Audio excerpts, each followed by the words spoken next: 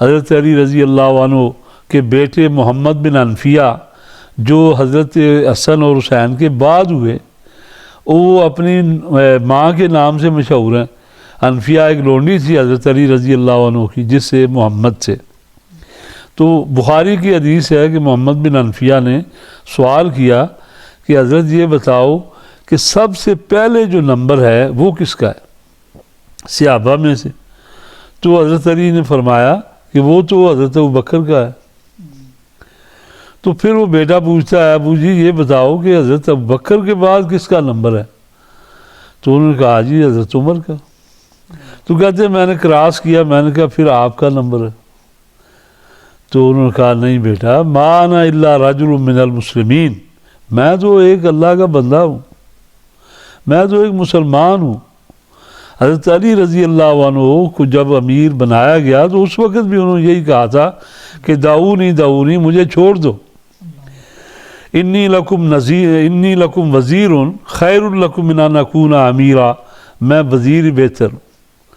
لوگوں نے آپ پہ یہ باتیں بھی کی، کہا کہ آپ کے دور میں اتنی ترقی نہیں ہوئی جتنی خلفاء جو باقی گزرے ان کے دور میں ہوئی۔ تو حضرت علی نے وہ جواب دیا جو آج تاریخ نے اس کو نقل کیا۔ حضرت علی نے کہا کہ دیکھو، جب ابو بکر خلیفہ تھے تو ان کے وزیر حضرت عمر تھے، جب عمر خلیفہ بنے تو ان کے وزیر حضرت عثمان تھے، اور جب عثمان خلیفہ بنے تو ان کا وزیر میں تھا، اور جب میں وزیر بنا ہوں تو تمہارے جیسے جو بیوقوف ہیں وہ میرے وزیر ہیں۔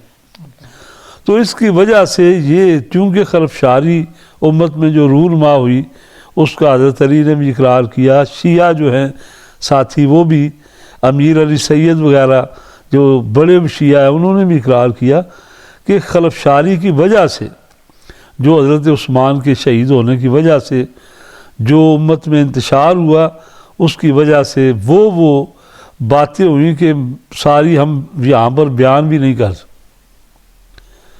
کہ حضرت علی کی فوج میں کتنے لوگ شامل ہوئے۔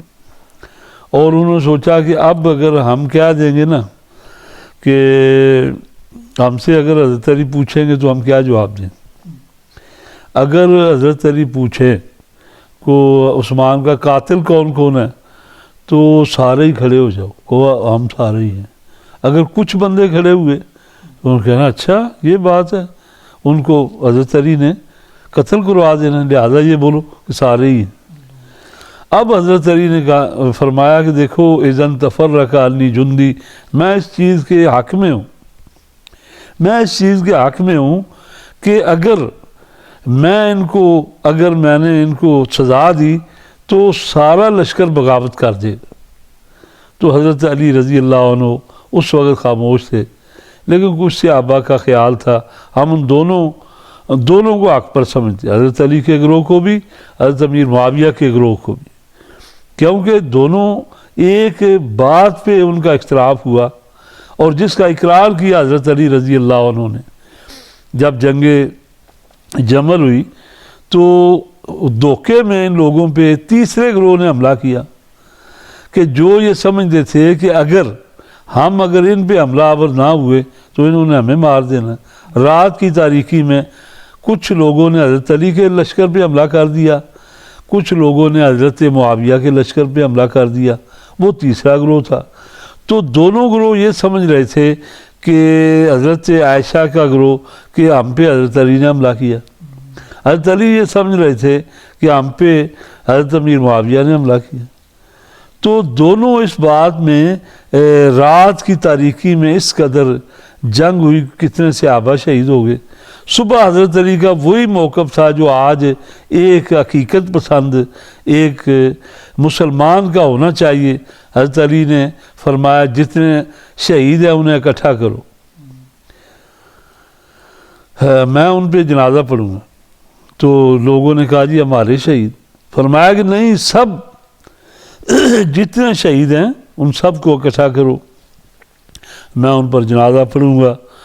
تو صحابہ نے کہا بھی، کچھ لوگوں نے جو حضرت علی کے ساتھی تھے، وہ کہا دیکھو جو ہمارے ہیں وہ، فرمایا کہ نہیں، سب کیوں؟ ہمارا اور ان کا اختلاف حضرت عثمان کے قتل پہ ہوا ہے، ورنہ وہ بھی مسلمان ہیں، ہم بھی مسلمان. اور کئی وہ لوگ تھے جو سارا دن لڑتے تھے اور حضرت امیر معاویہ کے دسترخوان پہ آ کے اکٹھے کھانا کھاتے تھے. اور کبھی نہیں کہا کہ تم لڑتے ہو ادھر کھانا ادھر کھاتے ہو، کبھی نہیں کہا. اور نہ اس چیز کا کسی نے برا منایا، کیونکہ حضرت علی یہ سمجھ چکے تھے. انہوں نے کہا بھی تاریخ ہے، تاریخی حوالے ہیں کہ حضرت علی نے کہا کہ دیکھو معاویہ اگر تم یہ میری فوج لے لو، 2 مجھے بندے دے لو. کہ کیا حضرت حسین نے کربلا میں جو سب سے عظیم قربانی دی ہے، کیا وہ قربانی جب دی گئی تو حضرت حسین نے کس کا نعرہ لگایا؟ کس سے مدد مانگی؟ حضرت حسین نے کہا تھا یا علی مدد. آج جو حضرت علی کا نام لے کے ان سے مدد مانگی جاتی ہے، کیا حضرت علی نے اس چیز کے بارے میں بتایا کہ مجھ سے مدد مانگو؟ حضرت علی تو وہ اتنے مواحد تھے کہ انہوں نے ہمیشہ اللہ سے مدد مانگی.